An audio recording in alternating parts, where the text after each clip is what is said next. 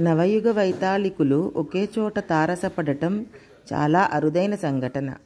అందరూ కలిసి రైలు ప్రయాణం చేయటం మరీ అపూర్వం. అలాంటి సంఘటనని ఊహించి రాయటానికి ప్రయత్నించాను. రచయిత శ్రీ రమణ గారు.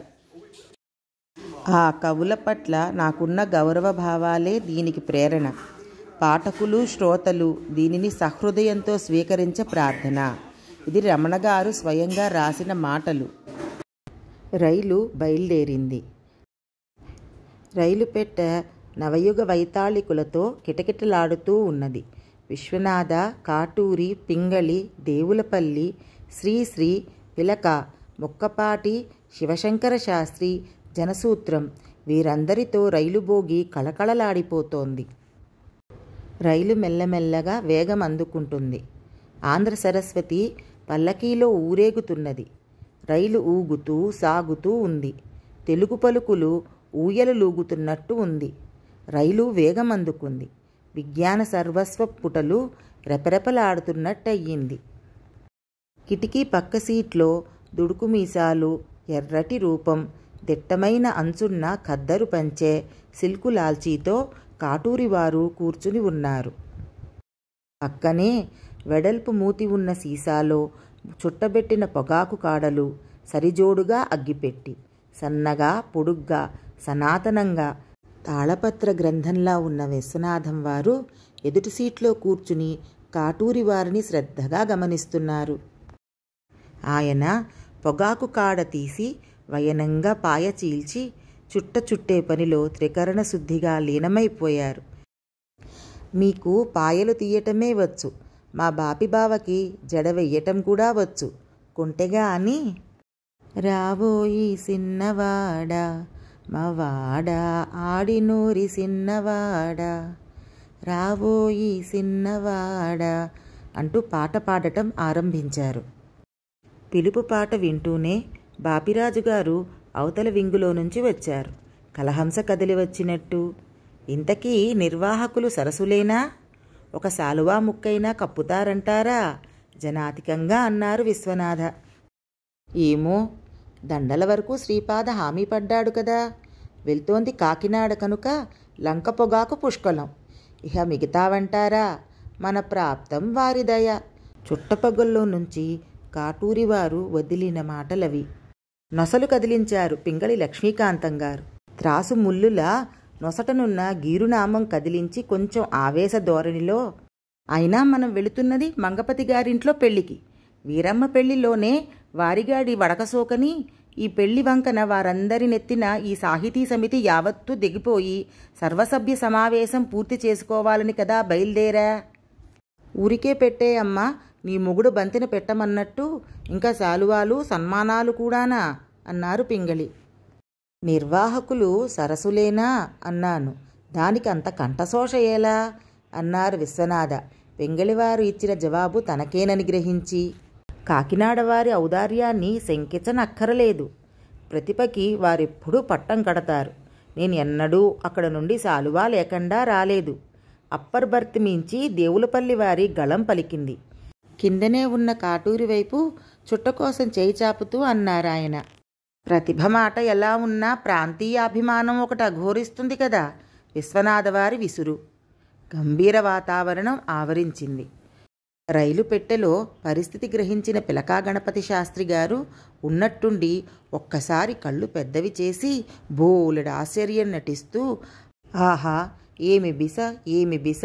ఏ యొక్క రాక్షస బొగ్గుతో ఇంతమందిని లాక్కొని ఈ విధంగా చుక్కు చుక్కు చుక్కుమని అలుపు సొలుపు లేకుండా పరుగెత్తడం ఉంది చూశారు. అరెరే, ఏమి ఆశ్చర్యం అని అందరివైపు నోరు తెరిచి చూశారు. అప్పుడే వస్తున్న జలసూత్రం రుక్మిణీనాథ శాస్త్రి గారు ఆశ్చర్య ప్రకరణమంతా విని, మనవాళ్లు మామూలు తోటకూర తిని మహాకావ్యాలు రాస్తూ ఉండగా లేనిది బొగ్గుతో రైలు నడపటం ఆశ్చర్యమేముందిలేండి అన్నారు సౌమ్యంగా. ఉత్తరీయాలున్నవాళ్ళు లేనివాళ్ళు కూడా ఒక్కసారి భుజాల మీద చేతులు వేసుకున్నారు. తల్లావజ్జుల శివశంకర స్వామి నీటుగా సింగిల్ సీటు మీద రైల్లో కూడా నేను సభాపతినే అన్నట్టు కూర్చున్నారు. ఏదో తీవ్రంగా ఆలోచిస్తున్న భంగిమలో. జలసూత్రం ఒక్క క్షణం ఆగి రైలు పట్టాలన్నీ చూస్తూ ఉంటే మన సభాపతి గారు కవిత్వం జ్ఞాపకం వస్తోంది నాకు. అడ్డంగా వేసిన బద్దీలు నిక్కచ్చిగా కొలిచి తూచి వేసినట్టుంటే ఆయన పద్యపదాల్లాగు క్రమంగా ఉంటాయి. ప్రతి 8ంటికి దూరం తగ్గించి కాస్త దగ్గరగా 4 బద్దీలుగా ఉంటాయి చూశారు. శేషపద్యం కింద ఎత్తు గీతిలాగు సమాసాల కంకర్రాళ్ళు సరేసరి, అటూ ఇటూ కొలిచి కొట్టిన మార్జిన్లులాగు ఇనుము కమ్మీలు. స్వామివారి పద్యాలని తెచ్చి పొడుగ్గా పేర్చుకుంటూ పోతే రైలు పట్టాలు సుమండి అనేసి మెరుపులా మాయమైపోయారు. ఉపమానం బేషుగ్గా ఉంది అని ముక్తకంఠంతో అక్కడున్న వాళ్ళందరికీ అనాలనిపించింది. కానీ తమాయించుకున్నారు. శివశంకర స్వామి వారు మాత్రం గొంతు పెగలినంతగా ఉక్రోషించారు. ఉపాయం తోచక ఊరుకున్నారు. అలక్ష్య లక్షణంగా పైజామా పైచొక్కా వేసుకుని నా మార్గం వేరు అన్నట్టు యువతల కక్షలో కూర్చుని హరించటో చదువుకుంటున్నారు శ్రీశ్రీ. స్వామివారి వంక ఒక చూపు చూసి కళ్ళద్దాలు సవరించుకున్నారు. అంతా నిశ్శబ్దం. వాతావరణం దిగులుగా ఉంది. ఇంతలో యాపిల్ యాపిల్, పావలా పావలా అని గుక్క తిప్పుకోని కేకతో పళ్ళబ్బాయి కంపార్ట్మెంట్లోకి వచ్చాడు.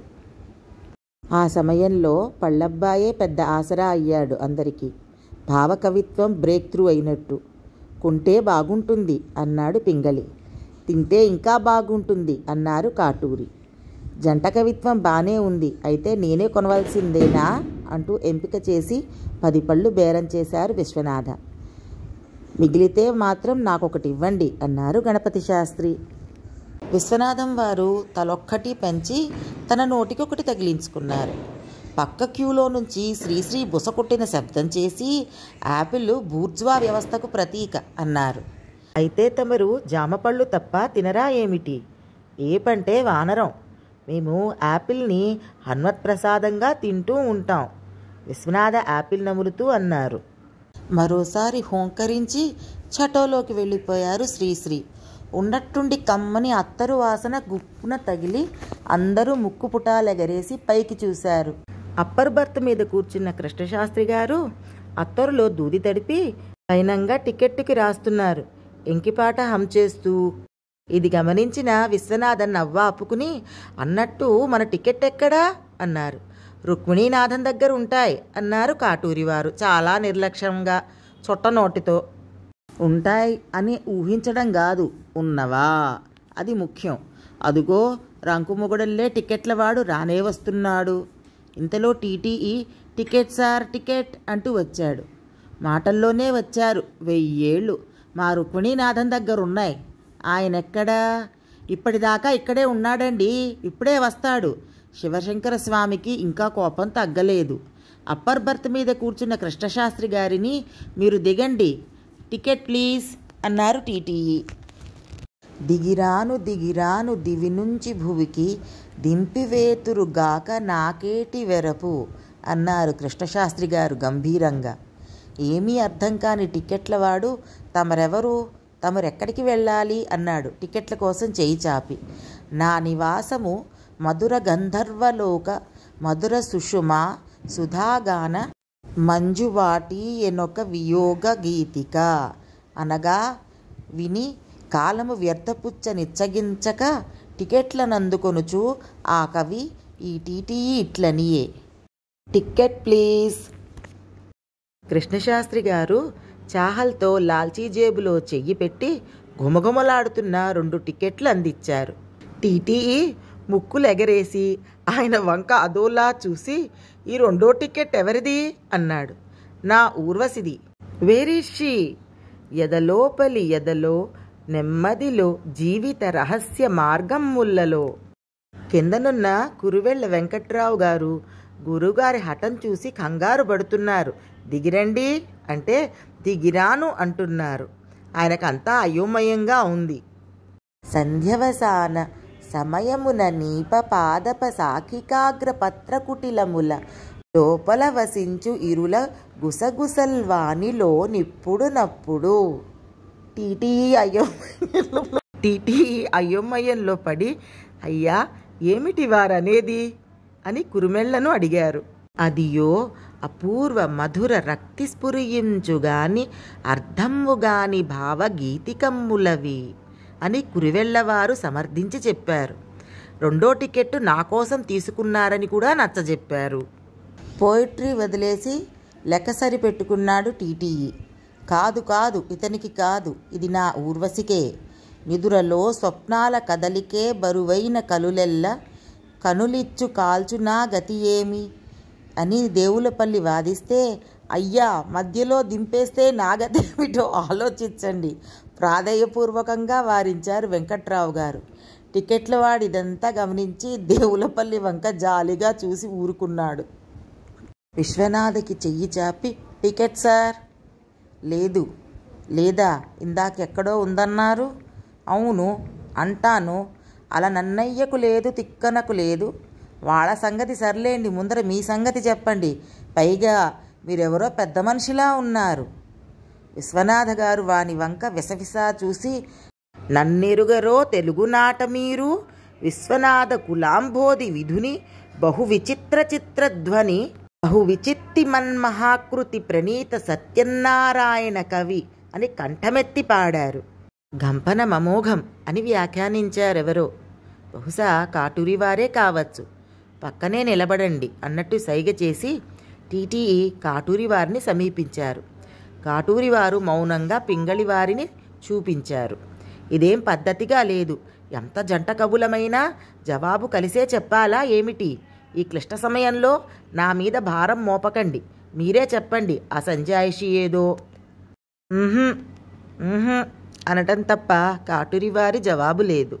టీటీఈకి ఇదేదో ముఠా అని, టికెట్ లేని ట్రావెలర్స్ అని అర్థమైపోయింది. అసలే లాలిత్యం, ఆ పైన భయం. బాపిబావ భయంతో మెలికలు తిరిగిపోతున్నారు. పక్కన నిలబడి టికెట్ ప్లీజ్ అనంగానే బాపిరాజు గారు నీటి చిమ్మెన ఒక్క తూరి పైకేగేసినట్టుగా ఇట్లు ఆరంభించారు. బెజవాడ నుండి కాకినాడ పోర్టు స్టేషనుకు టికెట్టు కొనియుంటిని.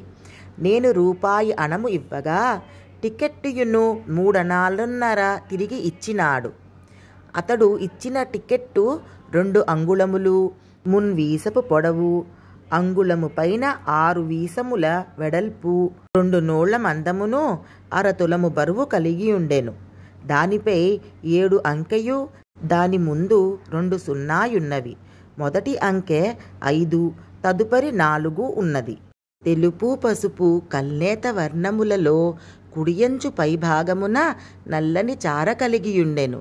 నీనా దేశములో జలవర్ణ చిత్రములను ఇదే కొలతలు గల పలకంపై చిత్రించి నాచారము కలదు. ఇట్టి వారిని మీనియేచరు చిత్రకళ అని వ్యవహరింతురు.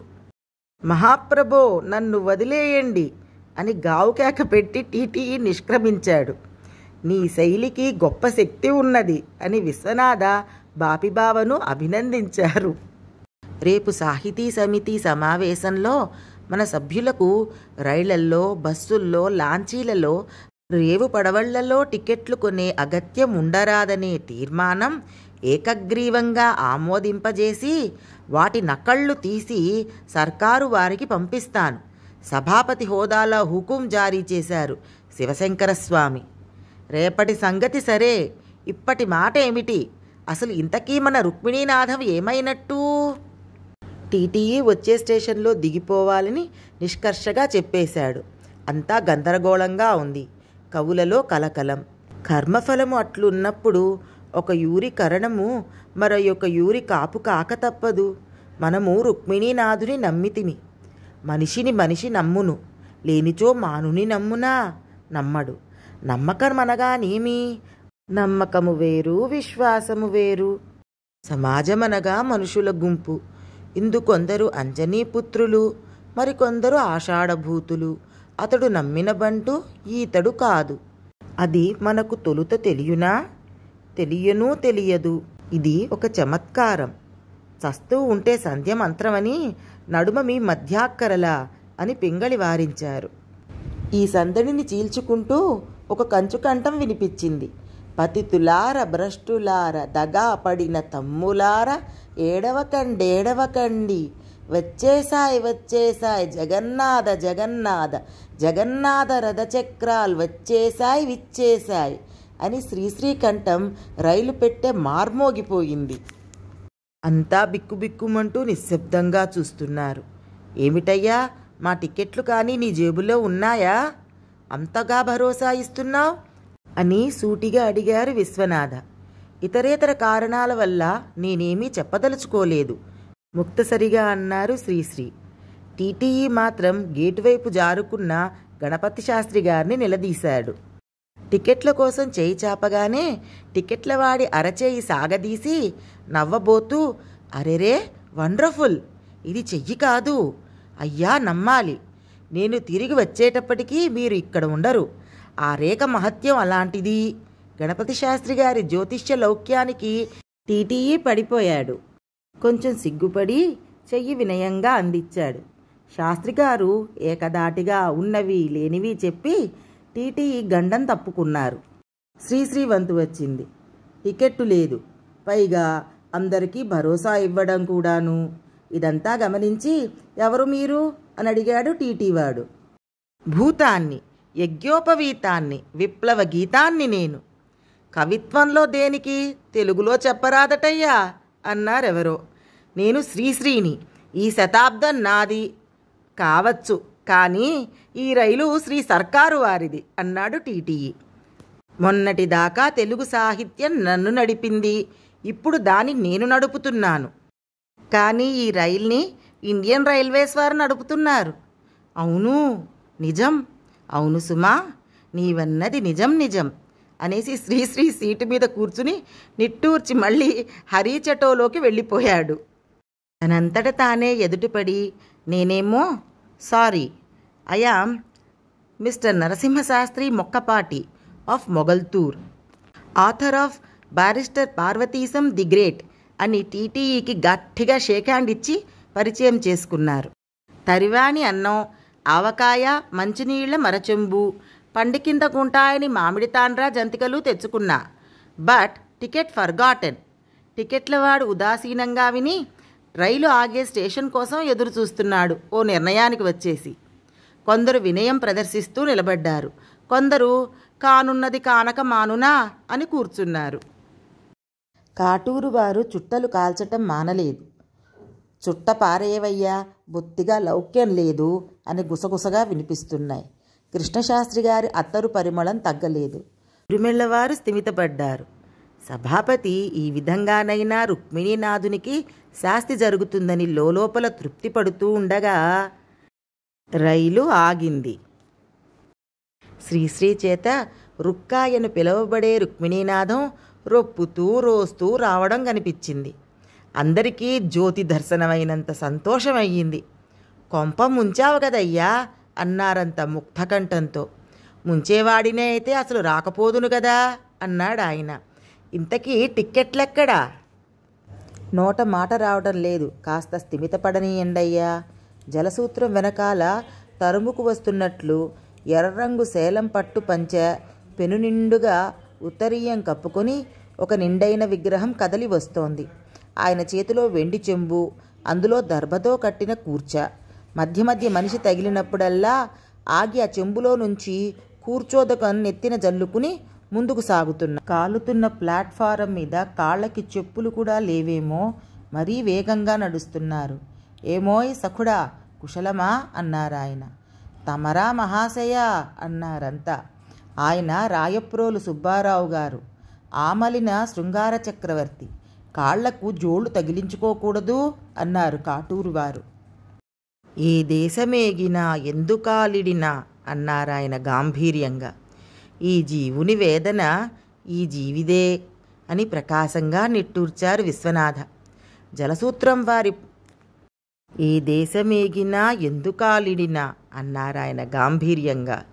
ఈ జీవుని వేదన ఈ జీవిదే అని ప్రకాశంగా నిట్టూర్చారు విశ్వనాథ. జలసూత్రం వారి రొప్పు తగ్గింది. అందరూ ఆయన వంక ముద్దాయిని చూసినట్టు గుచ్చి గుచ్చి చూస్తున్నారు.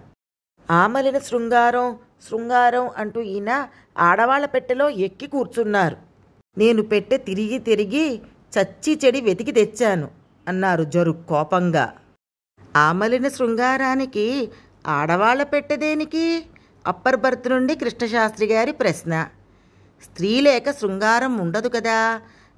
నా ఆమలిన శృంగారం ఆడవాళ్ల పెట్టెలోనే సాధ్యమోయి సఖుడా అని రాయప్రోలు జవాబు.